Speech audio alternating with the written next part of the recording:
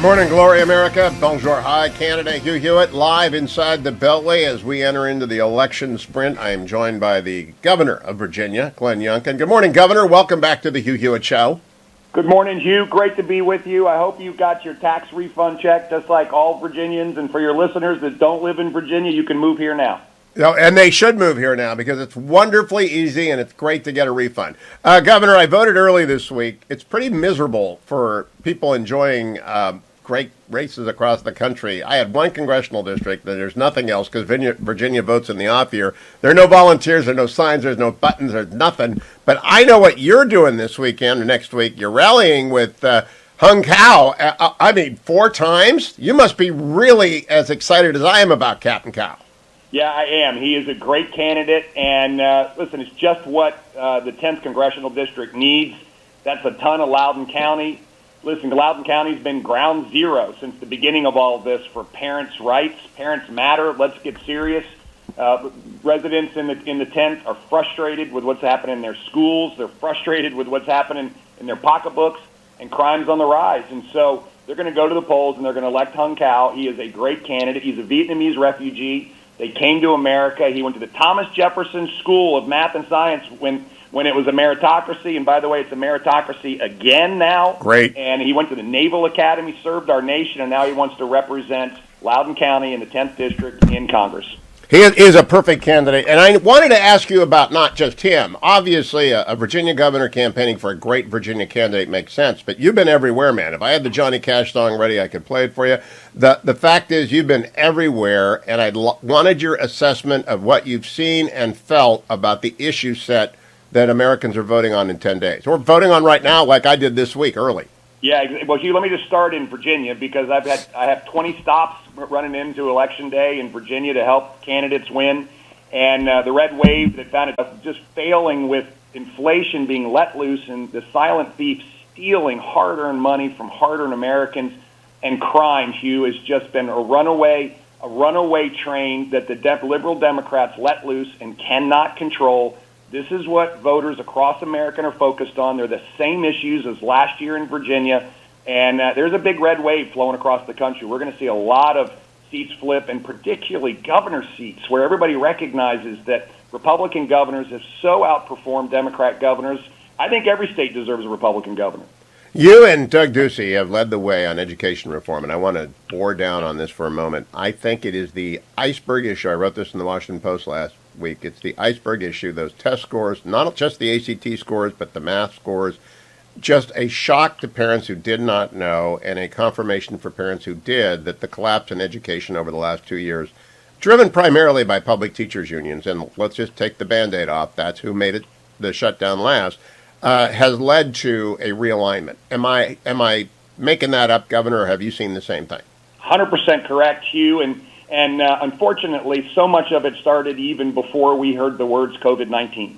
In Virginia, we watched previous administrations dismantle expectations of excellence, dismantle accountability, and start changing curriculum, lowering expectations. I mean, Virginia went from having the highest expectations to the lowest expectations for our kids. And guess what? When you don't expect anything, you don't get anything.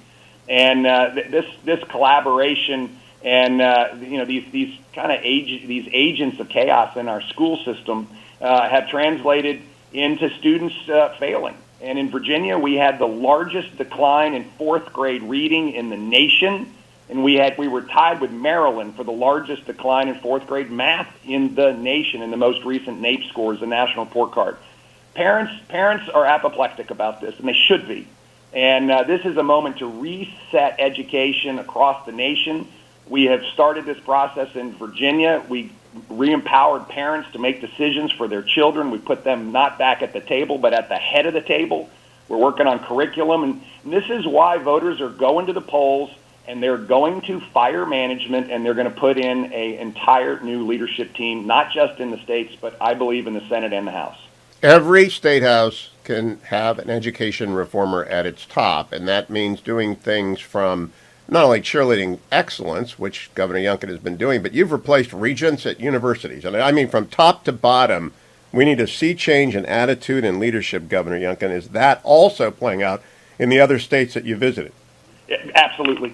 And at the end of the day, people recognize that not just K through 12, but higher ed has been a real challenge. I meet with our heads of all of our public universities every quarter. There is a strong commitment to defend freedom of speech on campus, not just around campus, but in the classroom, and to embrace the fact that we need intellectual diversity on campus where students don't feel prosecuted and persecuted for expressing a view that has conservative values in it. And so this is running across the nation, everywhere we go. I was just in Wisconsin this week, and with the Wisconsin polls are really showing a surge. I'll have a chance to be in New York next week, and it's just exciting to see Americans come together, locking arms around these values that aren't Republicans versus Democrats. These are American values, just like Virginians did last year, and making a big statement and a change.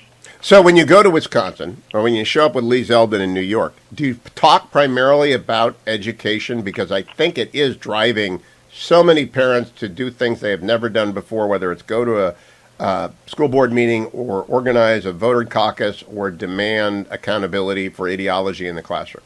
You bet. Everywhere we go. Hugh, it's amazing. I was in Oregon, and by the way, Oregon's going to elect a Republican governor. And there were moms standing there with homemade shirts that said "Parents Matter." This is a movement that started at ground zero in Loudoun County, spread across the Commonwealth, has spread across the nation, and it is absolutely top of the ticket. It brings people together around their children. And again, it's not Republicans versus Democrats. There was a woman in a rally that I was just in Wisconsin, and she looked at us. She said, "I'm a Democrat. I am a lifelong Democrat, and I'm going to vote for Tim Michels to be our governor because he's going to stand up for our kids." This is just a big, big moment where America recognizes that the party of education is the Republican Party, and the party of education is driven by values that first support parents, that understand excellence, that understand that we have to lift the ceiling and the floor, that we've got to remove power from teachers' unions and give it back to parents. We have to celebrate teachers who do the work, but teachers' unions need to find something else to spend their time on besides shutting down our schools and making sure that our kids can't even pass fourth grade math. Governor Youngkin, last question. We have entered the days of the hedge edge. That's where legacy media hedges its bet and begins to edge towards reality to say, wow, there's a red wave out there. You've been a long-time student of media as both a businessman and now as the governor. Have you noticed they've begun to they got to get trued up with the real data that's out there and stop polling for the blue team? Hugh, it's amazing to watch. We lived it last year. You were with me from the very beginning all year. But, of course, up until the last couple of weeks, Republican candidate couldn't win in Virginia. Yep. And lo and behold, in the last couple of weeks, everybody said, well, I've supported you forever. Same thing is happening now across the nation. And we're also seeing it in funding. The big Democrat funders are all stepping back now and recognizing that this red wave, and as I said earlier, that found its headwaters last year in the Commonwealth, is washing across the nation. And this is going to be a huge statement in the direction of our country, and it is going to be amazing to watch. Glenn Youngkin, thank you, Governor. Always a pleasure to talk to you. Still waiting for my appointment as Warden of the Potomac Ports to come through. I'm waiting on the paperwork, but it'll eventually happen. And you stay out there on the campaign trail. Say hello to Lee Zeldin for us next week, Governor. Will do, Hugh, and thanks again. And again, everybody who doesn't live in Virginia, please come. Things are rocking and rolling here. Our economy is really doing well. Businesses are coming. Jobs are up. And we're doing a great job working for Virginians. So thanks a ton, Hugh. Thank you, Governor. It's like Rick Perry. He used to put on the Velcro and come to California and steal all the businesses. Look, it's a great place to live. It's a great place to live. I always tell people, I have 3 children and 5 grandchildren. My 3 kids grew up going to public schools in California. Fetching Mrs. Hewitt and I moved back after the Reagan administration. We stayed there for, 28 years. And now, by completely different courses, all 3 of them ended up in the Commonwealth. Different places, they're doing different things. But they love Glenn Youngkin, and they love Virginia. And we didn't come back because of the grandkids. That's a dumb move. We came back because of the job. But you know what? Virginia is a wonderful place to live if Glenn Youngkin is running it. Stay tuned, America. I'll be right back on the Friday edition of the Hugh Hewitt Show. Portions of the Hugh Hewitt Show are brought to you by Alliance Defending Freedom.